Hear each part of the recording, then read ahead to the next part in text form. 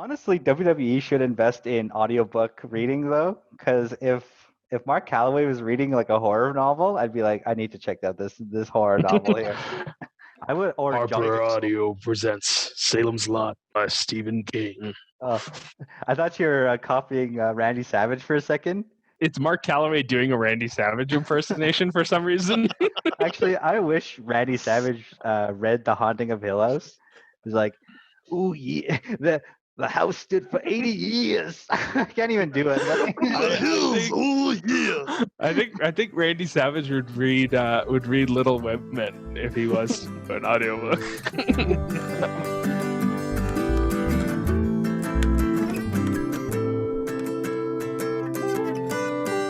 Welcome everyone to Page and Screen. This is a book club for books adapted to movies and a movie club for movies adapted from books. I'm Calvin De Silva, and I'm pissed this had nothing to do with Lauren Conrad. Yes. Hi, I'm Jesse Mully, and no one's coming to help you in the night, in the dark. I am Ashton, and I think all parents should write their children books to teach them about humility like Hugh Crane did. But no, I'm Doug, and yes, things are Good evil. job. This episode, we are discussing The Haunting of Hill House. The novel was written by Shirley Jackson in 1959. It was adapted in 2018 by Mike Flanagan in The Haunting of Hill House, a Netflix miniseries. Let's get into the book. Well, I think the book was really good. It was a little bit slow for probably the first third. I think it took a little bit to actually get going, but I really did think by the time it got about a third in, I was really into it, and I was really interested in seeing what's going to happen to all these characters. It was very four people spending time in a haunted house, kind of like in the same vein as House on Haunted Hill and stuff like that. So that was kind of interesting to read a book like that, and I've never read a haunted house story, so it was kind of a cool thing to see to read for the first time. I agree with you. I thought I would even say it went even further. I would even say the first 2/3 of the book, or maybe even the first half of the book, was so slow. It took, for me, if I was reading it and I didn't have something forcing me to go forward, I would have got a third in and just never picked it up again. But at some point, it happens pretty subtly. At some point, you kind of get sucked into it. And I found that once I got over that hump, I was able to finish the entire book in that 24-hour period. It was, it grows on you. It becomes a really good book by the end. Kind of, for me, I felt it gave me the emotion of, I was disturbed at the end of reading it, but I think a good book gives you an emotion like that. And I thought this was a good book. Yeah, again, I share a lot of the same opinions as Doug and Ashton. I feel as if this book was maybe written, when horror had a different attitude at the time. And so I wasn't really scared reading this book. There were some elements that were a little bit, creepy. What I did really like about this book was the scientific approach on the paranormal. I wanted to see more of that subplot and more of Eleanor's kind of mental dissociation because of the house. It wasn't that scary for me, but no, I love the whole paranormal research and whatnot. Yeah, I feel like it was unlike any horror book I had read until that point, because there was very little that happened over the course of it, and it was a very slow book. And yeah, there's so little actual scares in the book. But I kind of liked it because of that. I just think the writing itself was so strong. The entire first chapter, just following Eleanor driving to the house and her description of things, there was something so off kilter about it. I was waiting for this perpetual axe to fall, kind of. It definitely made me feel something, even though there was very little happening on the page. it left me uneasy. So often the horror books that I read, there are very tangible scares, like there are moments where you're clearly supposed to be afraid because there's something scary happening on the page. But when there's really nothing happening, like she's sitting in that restaurant, just like describing the scene in the restaurant and the stuff that she's eating. And there was something so unsettling about it. I'm like, oh, something terrible is going to happen. So I really, really enjoyed the book. I thought it was one of the strongest horror books I've read. And yeah, one of the the best novels I've read this year. It's so different from any book that I've ever read because I don't read horror novels like ever. Like I guess in a way it's just one of those things where as I was reading it, I kept thinking to myself, and knowing I was going to watch the adaptation afterwards, I kept thinking, how do you turn this into a show worth watching? Because I'd heard all these like great things about it. And I kept thinking, like, if this is what the show is, it's gonna be the slowest. Like the episode 1, she's like gets in an argument with her sister. Episode 2, she's driving goes to a diner. Episode 3, she like sees Mr. Darcy. No, not Darcy. Darby. Mr. No. Dudley. Dudley. Yeah, sorry, I got myself confused. Mr. Darcy. Yeah, Mr. Darcy was for some reason Colin Firth was there. Yeah, Mr. Dudley. Sorry, but that being said, it really puts you in the mind of this character, and I'm thinking to myself as I'm reading it, I actually don't like her. I just feel like she is so different from me. Everything that I thought as I was doing, I'm like, don't do that, and she'd do it, or she'd thinking thoughts that I would never pop into my head. For me, it was, as a reader, I felt it as a bit of a foil because we're actually the same age. I'm 32 years old, and she's 32 years old. So I actually had a different perspective. I kind of understand the difference between 32 and 18. I don't know if I'm presenting it correctly, but I could put myself in her shoes, and there were parts of that book I'm just like, like this woman, I just don't like her. I enjoyed it, but there's just parts of it I just didn't like, especially about her character. Yeah, it's funny because like you said, like I was looking at the book and it's like not a big book, and I'm like, how did they put this into 10 episodes, right, or whatever? But one of the things I liked about it was, the whole story is being told through Eleanor's perspective, and you're kind of like listening to what her opinions are of different characters.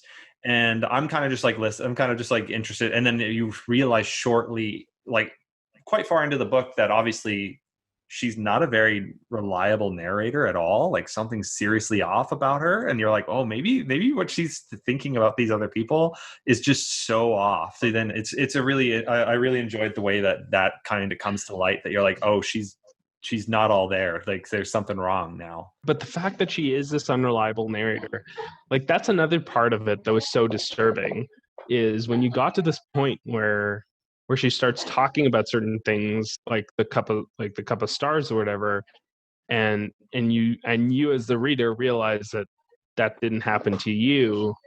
She's misrepresenting her memories. When I got to that point, it actually got a little bit more frightening to me, because at that point I was like, whoa, so what else has she been lying about? One of the things I loved about the book was actually the ending.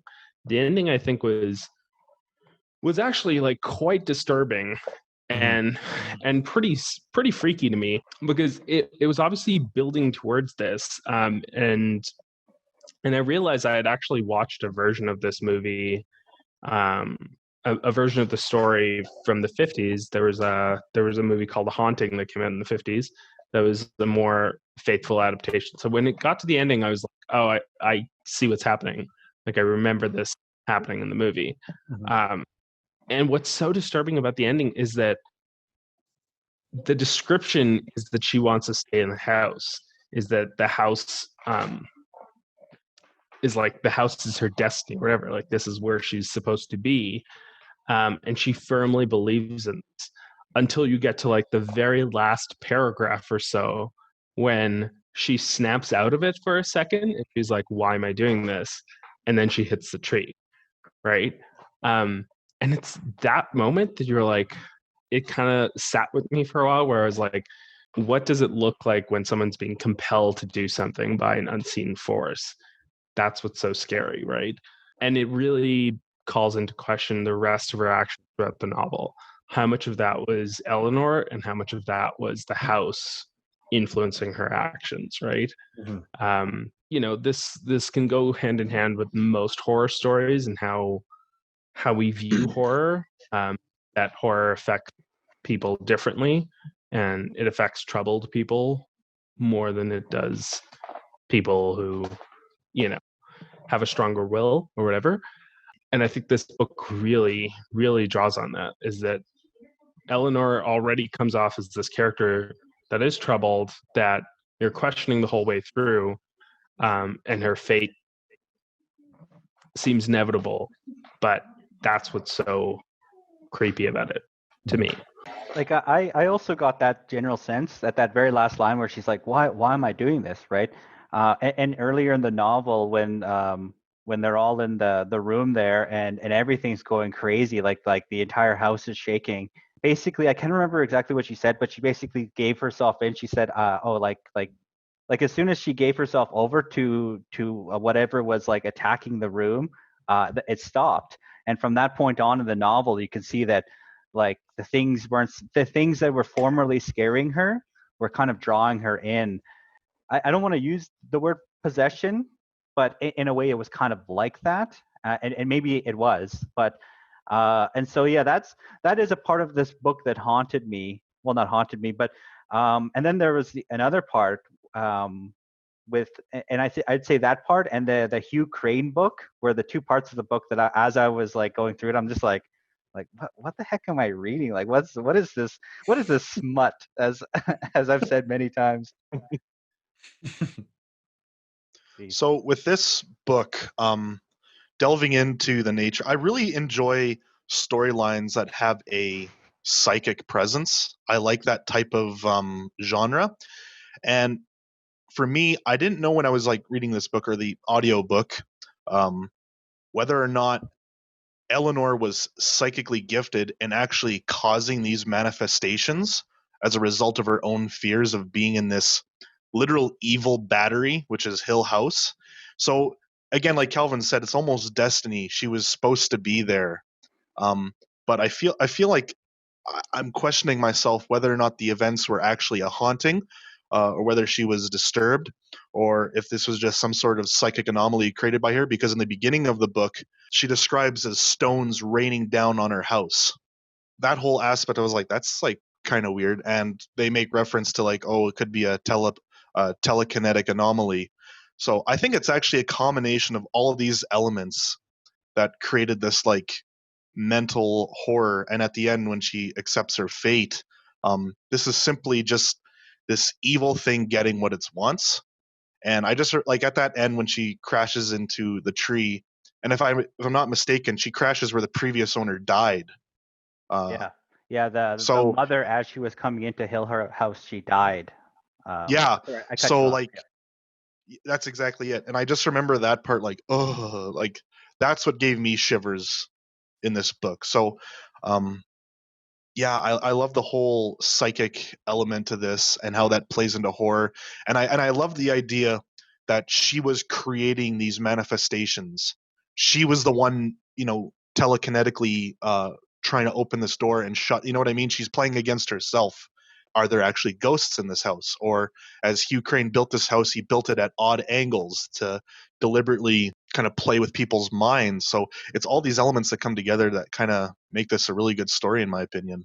There are a lot of theories when people first read this book about what was actually happening. One of the theories was that Eleanor is psychic and was moving things around, and she was actually the cause of everything in the book. But more than anything else, I was going to say, I think it's the nature of how Shirley Jackson handles horror. She said in many interviews that she wanted to focus more on terror versus horror. And the simple definition of that is terror is what happens before the scare, horror is what happens after the scare, right? So she focused heavily on this sense of dread and buildup of dread. And yeah, like I said, it's just I haven't read a horror book like that. It was super interesting. Yeah, I have to applaud Shirley Jackson because this book like got into my head literally, and was that the intent to do so? Like, I'm doubting. Okay, well, I don't know what's going on here, and I think that's the horror, is if the horror of the unknown. Yeah, and one thing I liked was like to more on that. Eleanor, every time she displayed strong emotions, then you'd have the specific like attacking of room. It seemed that the worst of the hauntings happened when she was feeling like big emotions, and at the same time as well, they multiple times referenced the fact that Theodora may have some sort of like psychic connection. They kind of show that a little bit stronger in the actual show. And so you put this woman who has like a poltergeist or like a telekinetic gift. Anomaly or something. Yeah. And then you put a woman who has like a psychic ability. You put them in the same room together in a haunted house, and you start seeing things, and things start happening, right? And so parts of that is it becomes of like what's actually happening and what's going on in the minds. Like they're, I think in a way the house is haunted, just because of how like the evil things that had happened before. But I also think that there was a feedback loop where they Exactly. were feeding off each other. That's just my personal opinion of as I was reading the book. That's kind of how I was translating it in my head. Yeah, no, I agree with everything you guys are saying about it. It's an interesting book to delve into all that. And I think going back into the unreliable narrator aspect, and you question about all the things that she's seeing or telling us about and whether they're lying or not. So you get to wonder, I'm like, was Mrs. Montague and Arthur just as unbearable as they were in the book? Like they were just miserable. Planchette. Yeah, the planchette. They were just miserable people to be around. And then, but specifically those people. And also like Mrs. Dudley, how she was like, breakfast is served at 10. I clean up the dishes at 12. And then anytime anybody asked her a question, she'd answer back in the most robotic, I put breakfast out at 10 and I clean the dishes at 12 and the dishes are back on the shelf by 1. Now you get to the end of get to the last third of the book and you're like, wait a minute. Are all these people actually like this? What do you guys think about Theodora's character? She is a great foil to Eleanor because she seems so put together. There was like a sense of like comfort in that when I was reading the book. It felt a little bit more safe when Theo was around than when Eleanor was by herself. The characters that they chose to populate that house, I think, were very well chosen. The way that Theo interacted with Eleanor, the fact that she was so put together and calming and kind of like always bringing her down, I think was really well done. And the same with Luke, was to have this character that I think seemed the most like aloof and easygoing out of all of them, was nice. And Mrs. Dudley, who was just comic relief the whole time. I want to know what Theo saw. There's a part in that book where Eleanor sees like the picnic going on, the ghostly picnic, and all of a sudden you just hear Theodora going like, "Don't look back!" And that when I got to that part, I was like, "Oh, what did she see? What could have been so terrifying for her to say, 'Run and don't look back'?" I'm glad they didn't go into like further depths with that. It was just a good jump scare in a book. Yeah, and it leaves it to your imagination as to what she was actually going to see. And I think that's something that any horror movie or horror TV show adaptation doesn't have the luxury of being able to do as much as a book does. Yeah, I mean, you can always just not show it on camera, but there's something about that's disappointing with an adaptation. One thing I did like Theodora's character also, I got the general sense that like she kept referencing like a live-in, like her roommate and stuff like that, and I got the sense that she could be lesbian, and then later on in the book when I got the sense she was flirting with Luke, and so I figured that it may just be like a bisexual thing.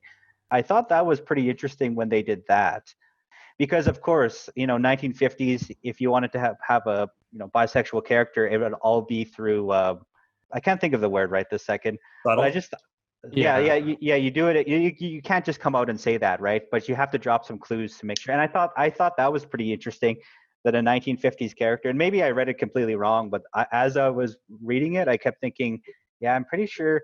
Maybe I'm misreading this, so I don't know. If you guys didn't get that, then maybe I'm wrong. So. No, I got that too, because I think there is a subtext there of potential, even between Eleanor and Theodora near the beginning. Do they like each other like that, or are they just friendly? So yeah, no, I think there is like a subtext there. You're not the only one that caught on to that, for sure. Yeah, I definitely caught on to that. I also think that there's in the backstory of Hill House, when they're talking about the Crane sisters, the older sister staying on in the house and then taking on a partner from the village that lived with her in the house. And I'm like, well, clearly they're a couple. Like, clearly that's, like, you can be as subtle about it as you want, but like reading that today, it's like, this older woman is taking another woman, meets another woman in the village, and then they live together in the house as partners. And then she also bequeaths the estate to her. I'm like, yeah, they were probably in a relationship. So I think that's like a pretty like overt example that there was a homosexual relationship in the book already. So it doesn't surprise me that Shirley Jackson had that, that kind of, I guess, forward-thinking mentality to portray those relationships. And I can certainly see why people would read that into Theo's character as well. There was also and the part of the book, and I've mentioned references a few times, that truly, like, I was disturbed reading it, and it was when Luke found that book and they were like flipping through it, and like it actually like clearly shows like that the fact that Hugh Crane, the father of the two girls, had some sort of like pedophilic thing for his younger daughter. It's really disturbing. Like, he's like, here's some pictures I drew of like the 7 deadly sins. He spends more time on lust, and he talks about how, please don't give away your virtue. Like, I don't know, as I said, maybe I'm the only one who picked it up, but as I was reading it, I'm just like, there is something like that's not what a normal father would do. And I just felt like it was like, I think for me personally, I always imagine hauntings come from places of like haunted houses don't just pop up. Things have to happen in that house, like evil things, if you want to. Yeah.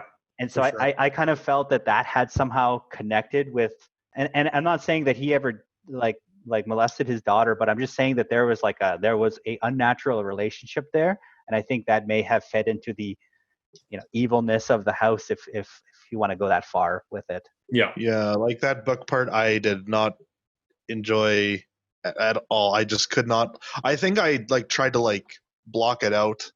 No, I agree that like haunted house, it needs to have evil originate or perspire in that place, and that book is essentially that linchpin for why that house is so evil. So The Haunting of Hill House was adapted a few times. I have seen the version that came out in the 50s, the 60s. I have also seen Scary Movie 2, which is a pseudo adaptation of this book. But in 2018, Mike Flanagan adapted it to a Netflix miniseries, kind of a big name in horror. He's done a few Stephen King adaptations. He did Hush a few years ago. I was already pretty familiar with his work, so when this came out on Netflix, it was Netflix obviously times this very well. It comes out in October when I'm most ready to consume stuff like this. So I watched it pretty quickly. I had mixed feelings about it when I first started watching it. Watching it again, I liked it so much more than the first time I did. But the first time I did watch it, I think my issue getting into it was that some of the characters have better stories than the other. And that's the nature with, I guess, any ensemble TV show. What really sold me about Hill House, though, is the final episode is kind of fantastic. I really, really enjoyed that final episode. And I felt this the first time I watched it. I felt it even more the second time I watched it. It is so impressive that he was able to tie up so many loose ends so well, you know, and also create this like fairly emotional and like quite touching ending for this story, for this horror story. I thought it was very, very impressive. So yeah, I'm a huge fan of the TV show, even more so than the first time I watched it. And watching it after reading the book, I feel like this is the one where the adaptation is so different from the source material. Mhm. In the case of the last two books that we read, they were fairly similar. This one felt like it was very different, but there were certain things that he kind of pulled from the novel and interspersed throughout the show that I think worked very well. But what did everyone else think? I'm with you. I'm in the same boat as you. I watched it when it first came out back in 2018, and I actually really enjoyed it. Like I think I enjoyed a good 99% of the show. Like I at no point was uninterested in any of the characters. I think I obviously liked characters more than I liked other characters. Steve, I think, is a dick. I absolutely think Steve is the biggest dick in the world in this series. But I think the only thing I had at the end, my main issue I had with it, and I'm watching it again, I felt the same way, is the ending is very, very good, like you said, until it goes a little too far with a saccharine and sweet ending, where it was like, oh, the ghosts lived happily ever after. And I agree with you, Ashton, on that part. And other than for that, sure, yeah, the wrap up for all the characters, fantastic. I loved all that. But then it was like, oh, and everybody lived happily ever after. And I was like, oh, like you kind of lost me there. But everything leading up to there was incredibly strong. I actually really loved this. Loved the show quite a bit. I kind of binge watched the whole thing, and I started at 6 o'clock in the afternoon, and I went on till morning. I don't know. It was daylight when I started and daylight when I finished. excellent. So, watching episode 1, I'm not kidding. I watched it mainly like this. The jump scares I liked. I liked the apparitions in there, the bent neck lady and stuff like that. All subtle, and they follow the a principle I like, which is show a little bit, not too much. Like if you had a broken flashlight, you're only getting glimpses of something. I like the narrative. As the episodes progressed, I'm really getting into the story. I'm liking character development. Again, like you said, some of them get more than others.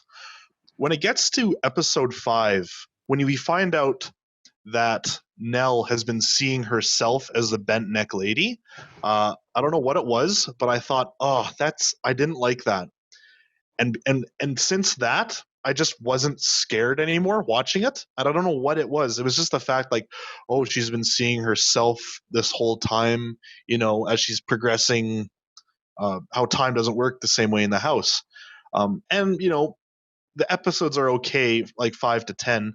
10, I'm bittersweet about.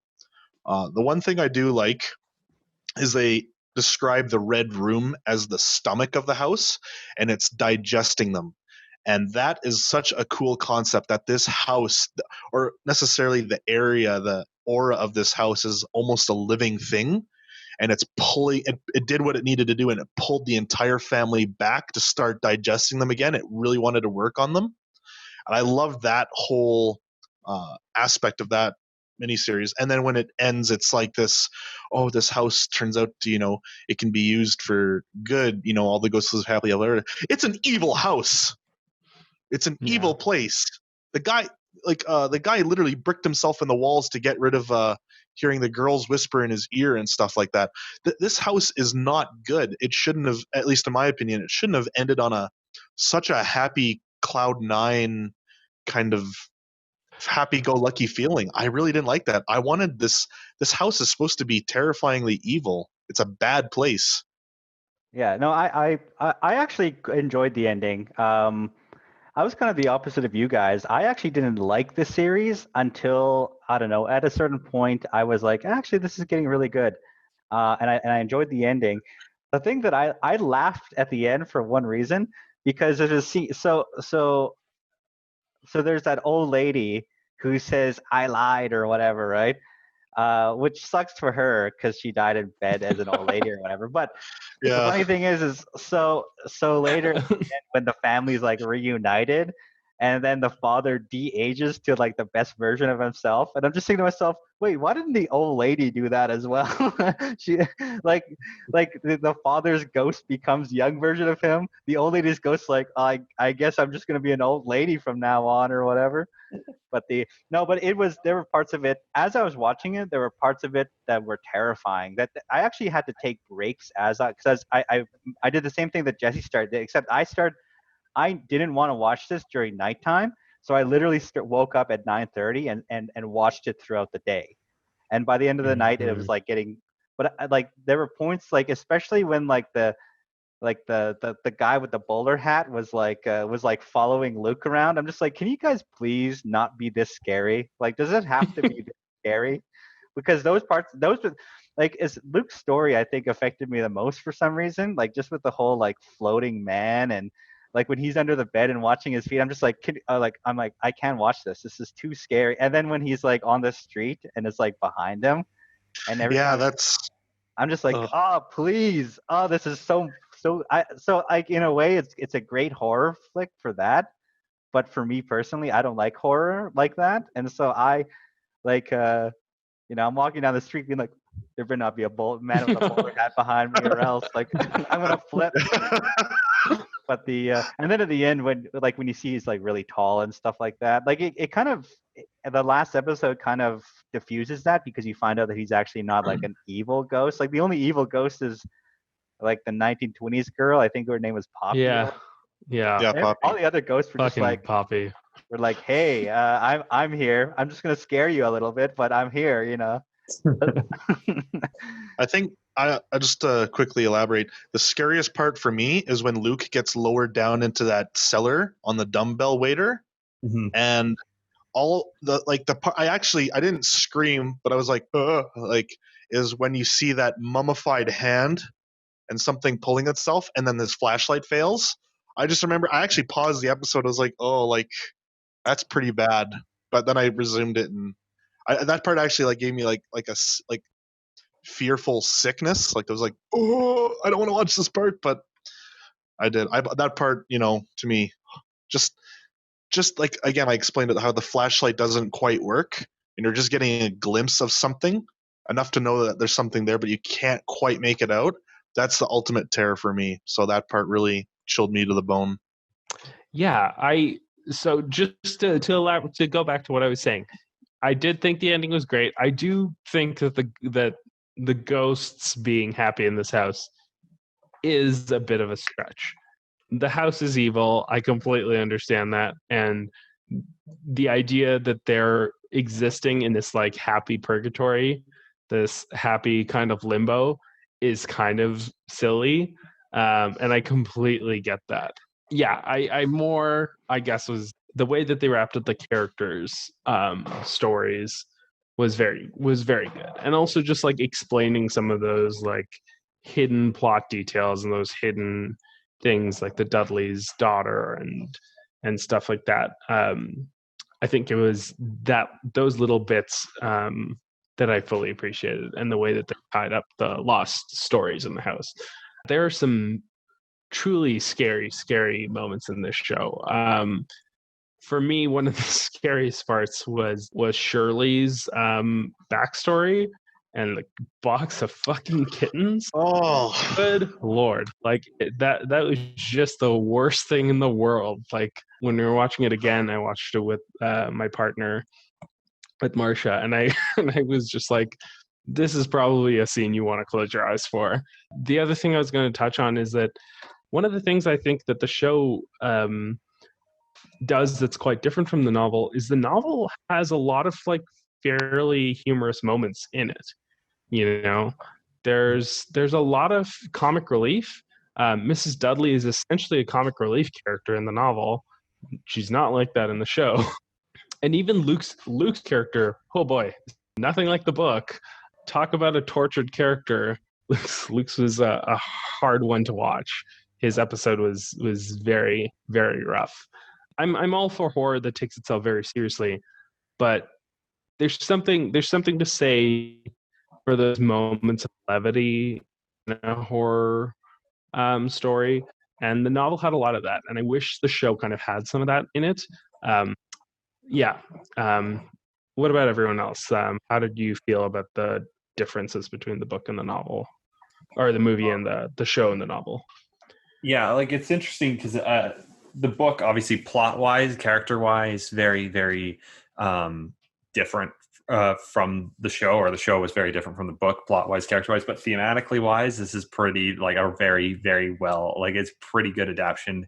If you take all the themes of trauma and how people deal with trauma in their life and all that, and talk about all the like guilt and fear and all that stuff. And I really liked when the show took aspects from the book, like the little cup of stars, and like quotes like the fear and guilt are sisters and stuff like that, all these things.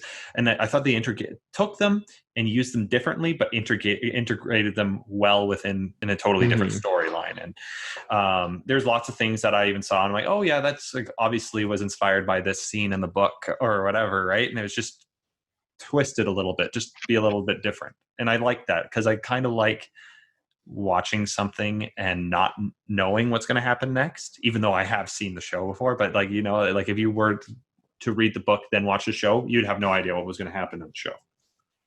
I feel like Mike Flanagan probably read this novel like 20 times or something, because the way that he peppers the show with all of these references is it's almost like a Marvel movie does, where it'll just have these references to comic book moments, and to a comic book fan, it's like, damn, sick reference, bro.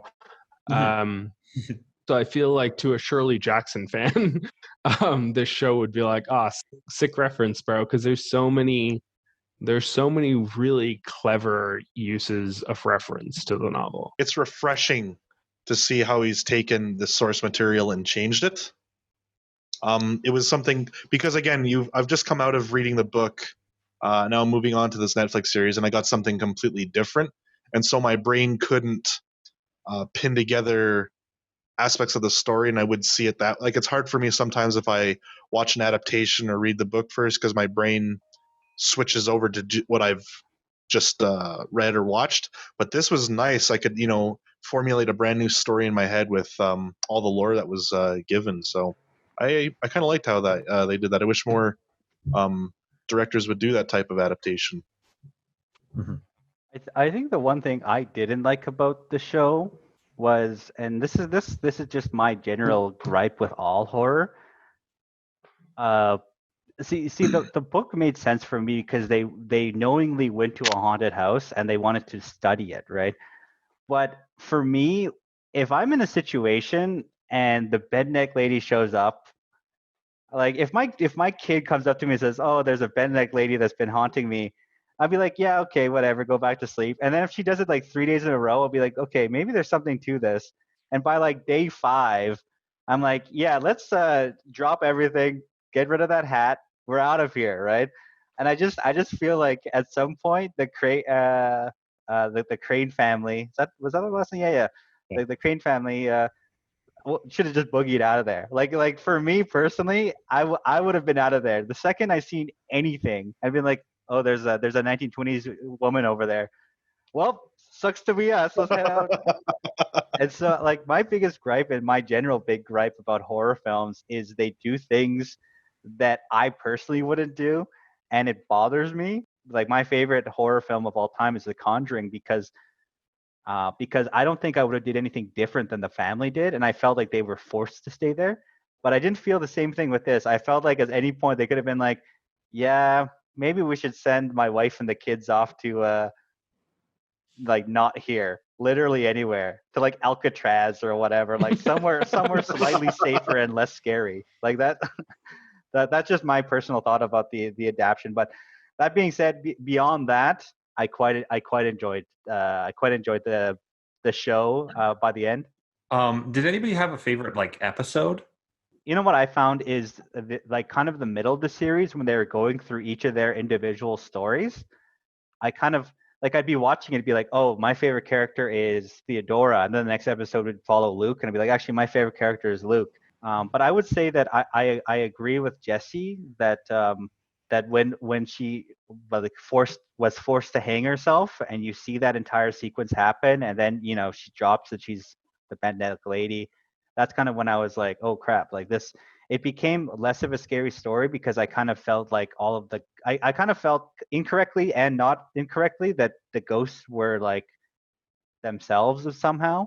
I was wrong that Luke, throwing a Boulder's hat or something like that, but I genuinely thought that was the case. And but anyways, I really like Luke's story is what I was trying to say. I think Luke's story was my favorite story because he was also an addict, and it would be really cheap for the writers to make it so that Luke would like fall back to his addict ways or whatever. But all through the story, you can see him like almost getting there, but then like digging down deep and saying, no, that's the end. And I really liked his story in general, and his story gave me the worst TBGBs of them all, just as I said earlier. Sorry, so I just realized my favorite episode. Yeah, without a doubt, it's the big episode 6, I think, or maybe it's 7, but it's the big one-shot episode. You gotta love a good one-shot. I'll never get sick of it. I realize it's like kind of trendy now for people to try big one-shots in their show, but it was great. It was really, really solid, super tight. I liked the way when I got into the episode and I realized what they were doing, I was like, oh, this is a one-shot. Cool. How long are they gonna go with this? And then I realized it's like pretty much the entire episode. I started to wonder, how are they going to show the kids? Like, how are they going to go into the past and show the kids now? Because if this is the format that they're committing to, if they're only going to do one shot, how are they going to now bring in the flashbacks that have been so important in this show? And they did it super well. Like the part when Hugh is going to the bathroom and turns into Hill House, and then it cuts very seamlessly into the flashback, was really, really well done. And that episode has like the ending is very, very touching, and it is super tragic. It's it was super emotional and also just like very slick, very, very well shot, and just a fun episode to watch altogether. But yeah. Jesse, did you have a favorite episode? I'm trying to think, and the thing is, again, it's like episodes 1 to 5, a majority of 5, I loved, and after that, I shouldn't say that I hated them. I just wasn't scared anymore. I wasn't treating it like a horror story, and so I wasn't giving it the same amount of attention. But I actually have to say it's probably Nell's story, episode 5, and that's because you just watch this. Up to this point, I had no idea it was actually Nell doing it. You had this sinister force in her life, and when it got to the point where, with Arthur dying from the aneurysm, which was obviously this bent neck, I was so like, I was scared, but I was mad at the same time. It's like, this thing just will not leave her alone, and I hated that, and I hated this ghost. And then actually, when the reveal happened, I was like a little bit just jaded. I was like, this is stupid. I hate this. I wanted to have this enemy that Nell could interact with, and it's like, oh, it's just she's seeing herself, how she dies, and then she's just regressing through time. But is the reason why it's no longer scary, because I can see why how this might be the thing, is the reason why it's no longer scary the fact that you now know that the horror is something that like is personal to them. Like, it's something that is haunting them. That haunting is something of their own creation. Because Steve talks about this in the first episode, and I always come back to this. Having read the book, I watched the show in a different light, because the book is so psychological and it's questioning the whole time whether the horror is real. When I watched the show again, I was questioning the whole time whether the horror was real, and I was almost like pigeonholing the show into this corner where I was like, maybe this isn't real. Maybe what's happening is the the manifestation of something in their life. And I think with Nell's story, it really is this turning point where you realize that like the thing that's been haunting her is death itself. It's her own death. And it's, I don't know, it's a manifestation of grief from the death of her husband. It's some kind of, it's something that I don't know, is not supernatural. And is that what made it less scary to you, or what do you think? I like the idea that the house is like this bent neck lady could have been a previous occupant of this house, that something happened, either she hung herself or her neck got broken. I like the idea of this house using this corpse, this ghost, as a puppet to get at her. I love the idea of that. I like the idea that this house is this energy, it's an aura, it's a living thing. And when they said the red room is the stomach of the house, it's digesting them, again, I thought that's such an amazing like plotline. The house is eating them. And there's a similar adaptation, Stephen King's Rose Red. It was a made-for-TV movie, and pretty much Stephen King capitalized on that idea. The house is a living entity, and the house is itself evil, and it's shifting and changing and adapting to its occupants and just slowly digesting them and using the ghosts of its victims to manipulate who's ever inside it. And I love the idea. I wanted the bent neck lady to be rather a shell, and that it's this ghost using it to get at Nell. But when it was revealed that it was just her, I don't know. I just thought that was like, oh man, really? It's just her the whole time? I don't know. That's just the feeling I got. I personally really liked that twist. It was something that I didn't see coming. Like at the time when I watched it the first time, I was like, oh, because like you said, I was just assuming that it was a ghost that was haunting the house. But the fact that it was herself from the future that had killed herself and hung herself, and it showed that like that time, like the ghostly presence of these things, there is no time, or like time is just a construct within inside this house, that like I like that a lot, that this house could be haunted by something in the future or from the past. I actually really did enjoy the fact that it was Nell, because like I said, I didn't really see that coming. I thought that was a kind of a unique twist on it, and I'd never seen that before in the show. Again, it's just not my cup of tea, the whole time construct within this house. I don't know why, but I'm not saying that the episodes weren't bad. They were good. It's just it wasn't scary anymore. I wasn't again giving it the same attention. I just kind of was like, oh, well, I guess, keep watching it. But again, when it got to the last episode and it's the red room explained and you see what's in there, it's just this whatever it needs to be. I love that part. I love the living house, an evil entity of this house. I think there's a massive tonal shift as well, like as what you're saying, because the first half is legitimately like a horror movie, and then the second half is more dramatic and a lot less scary. I could definitely see why you would be less scared by it. There is a massive tonal shift in the second half of the show, but yeah, I see what you're saying. There's apparently an alternate ending that Mike Flanagan considered, where at the very end, when you see Luke blowing out the candle for 2 years, drug free or whatever, or 2 years sober, as the camera zooms out, you see the window from the red room in the background. and I would have loved that. I would have hated that. That would have been the worst thing in the world. The whole time watching that last episode, I was like, please let Luke live. For the love of God, please let Luke live. I was so concerned. I mean, it's, it would have been a much darker ending if that was the case. But yeah. Okay. Didn't he say too that he was totally going to do that ending, and then he realized, he woke up in the middle of the night and he was like, I want to see these characters survive. I want to see these characters actually have a decent ending and not have just a super grim, horrible fate. Yeah.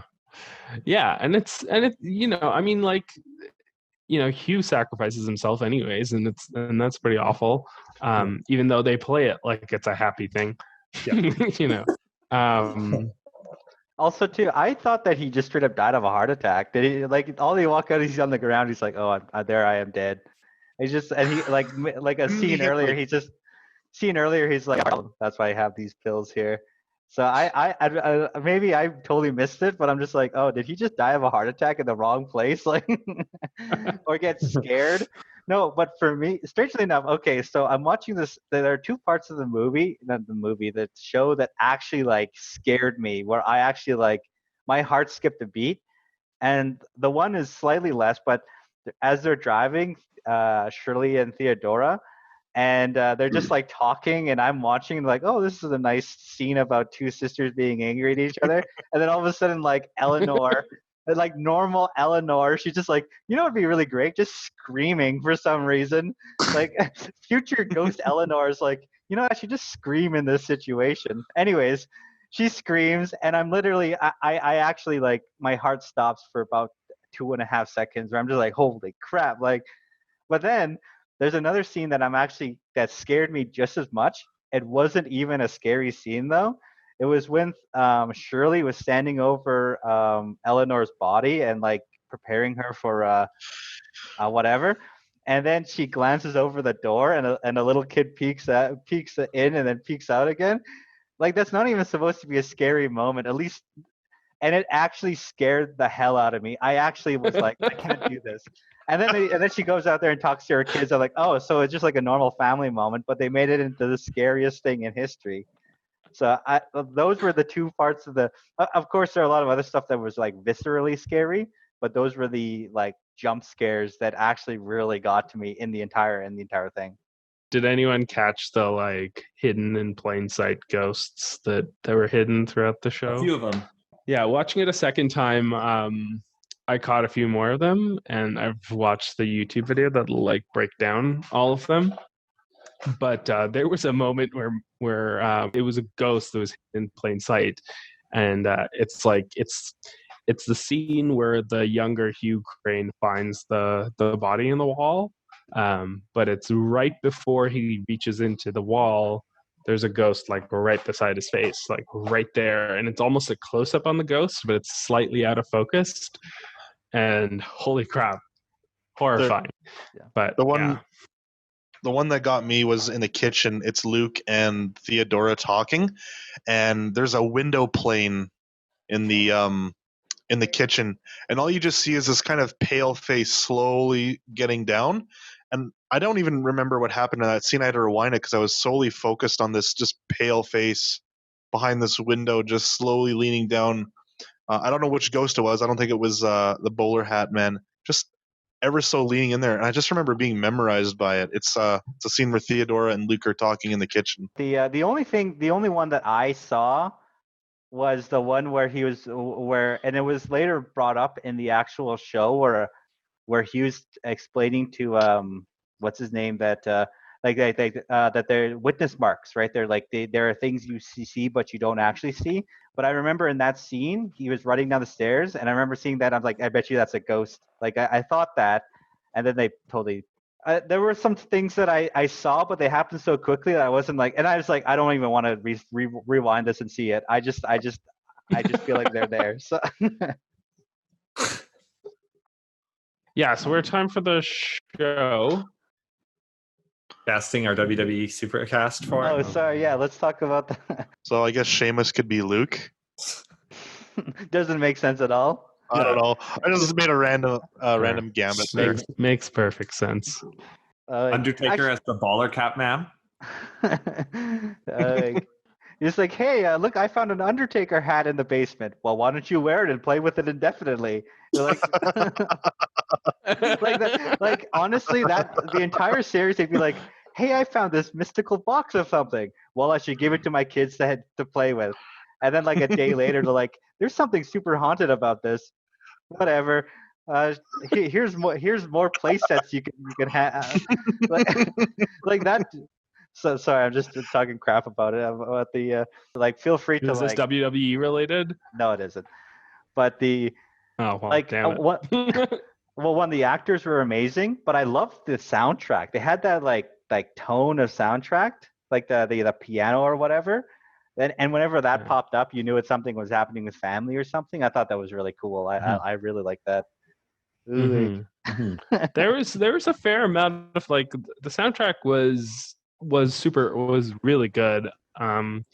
but I think it's also like there's something like very tragic about the soundtrack. Yeah. You know, is like when that family theme came in, I was like, oh no. Like, I was like, oh You're like, God. oh, like Now I here. get to dwell on like, you know, generational trauma for a while. And it's like, yeah. And they're like, oh, like his wife pulls a screwdriver on him, and he's just like, yeah, that's fine. She can still hang out here. Like that's the point where I'd be like him in the last scene, where I'd be like, you and get everybody. We're jumping in the car and we're getting out of here. My wife just pulled a knife on or pulled a screwdriver on me. The sorry, I'm just talking crap about the show, but it was a good show. So go ahead. What's the next thing we're doing if nobody else has anything to add? Yeah, we can wrap up. I think our next pick is going to be The Color Out of Space by H.P. Lovecraft, a short story that was written in, I want to say, 1928. Let me see if I'm right. Give me a second. It's like, hey, I found some 1927. So close. Anyways, sorry. If you're done with your precious jokes, I'm sorry. Our next pick is going to be The Color Out of Space, a short story by H.P. Lovecraft from 1927, and we're going to watch The Color Out of Space, which was directed by Richard Stanley in 2019. Yeah. All right. And that's Page and Screen, everyone. Thank you so much. I want to give a special thanks to me and my friend for creating all the music you hear on the show. Check out more of their music by visiting meandmyfriend.bandcamp.com. If you haven't already done so, go ahead and subscribe to us on Apple Podcasts, Spotify, Stitcher, or wherever you get your podcasts. And leave us a review and a rating if you really like us, because that'll really help us out. Feel free to connect with us on social media. We are at Page and Screen 1 on Twitter, Instagram, and Facebook. You can also search Page and Screen on YouTube, where you can watch a video version of this show. We post regular updates of all the books we read and all the movies we watch, and we'd love to hear your thoughts on all of them. We're not the only ones who can offer our unwarranted opinions, so chime in and join the conversation. And finally, make sure you spread the word about the show. If you know a book nerd or a film geek in your life, pass it on. We'd love to reach new people. Maybe you know someone who just bought a house with a locked room they can't get into. They should probably sell that house, but also listen to our show. Until the next Page and Screen, thank you for listening.